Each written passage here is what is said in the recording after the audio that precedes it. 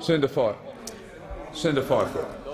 Mr. President, I doubt that there has ever been a more clear and a more explicit commitment by a party going into an election than that of the coalition before the last poll promising to repeal the carbon tax. I doubt that there has ever been an election commitment that has been more oft repeated by an Australian political party than the coalition's commitment to repeal the carbon tax. And Mr. President, what we have seen for as long as this parliament has been sitting since the election from those opposite is delay, delay, delay. And that delay has had only one purpose, and that has been to seek to subvert the will of the Australian people as expressed at the last election. Mr. President, we are not seeking in this motion to gag. We are not seeking to guillotine. We are seeking to afford the Australian people the opportunity for their parliament to give effect to their will. The contrast could not be greater with those on the other side, Mr. President. We saw those opposite in the last parliament use the gag, use the guillotine on legislation that actually sought to breach a solemn election commitment, that actually sought to breach the commitment given by Prime Minister Gillard to the Australian people that there would be no carbon tax under a government that she led. The former government sought to gag and guillotine debate on legislation that sought to breach an election commitment.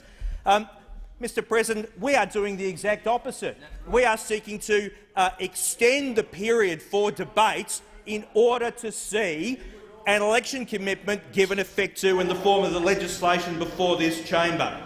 I say again, we are not proposing a gag and we are not proposing a guillotine. Those opposite in the last session of the last parliament guillotined 55 bills. We are seeking to afford the opportunity for an election commitment to be given effect to. What we are proposing is that this chamber sit until the job is done. Now we know those opposite. It's tomorrow afternoon. Now those opposite cannot break the habit. Order. Senator Fifield, you are on my left. Senator Fifield is entitled to be heard in silence. On my left. Order. Senator Fifield.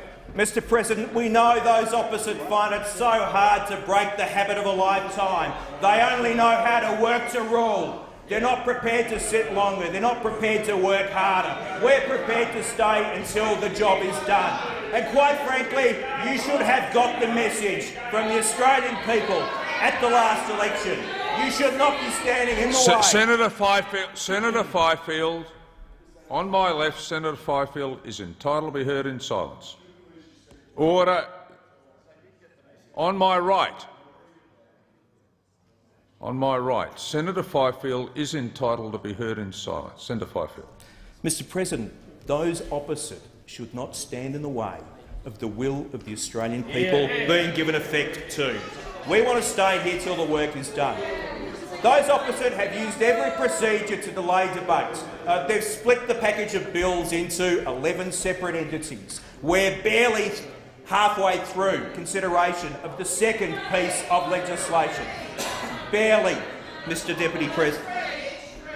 Order. The package of legislation. Order. Mr.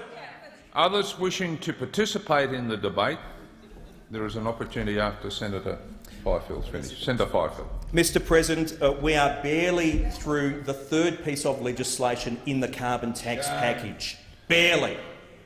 Mr. President, those opposite need to get out of the way. They need to afford this chamber the opportunity to do its job. Now, we are not proposing that question time be dispensed with. Far from it.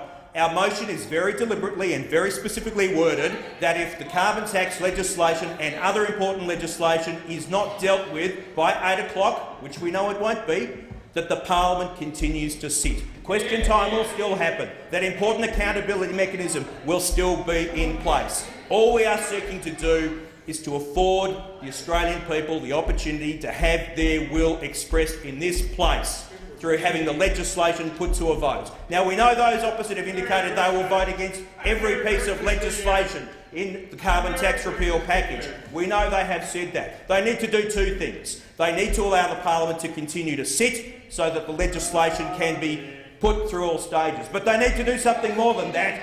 They need to change their minds and they need to get out of the way and they need to allow that legislation to be passed. Mr President, those opposite do have an opportunity to reconsider, and that opportunity is very shortly, when they can support this suspension motion, when they can then vote for the subsequent motion that would allow the parliament to sit. They should do so. Order. Time's expired.